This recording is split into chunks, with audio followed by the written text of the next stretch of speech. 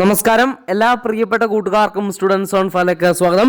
ഈ നിമിഷം പുറത്തു വരുന്ന ഏറ്റവും പ്രധാനപ്പെട്ട അവധി അറിയിപ്പാണ് നിങ്ങളുടെ മുമ്പിലേക്ക് ഷെയർ ചെയ്യുന്നത്.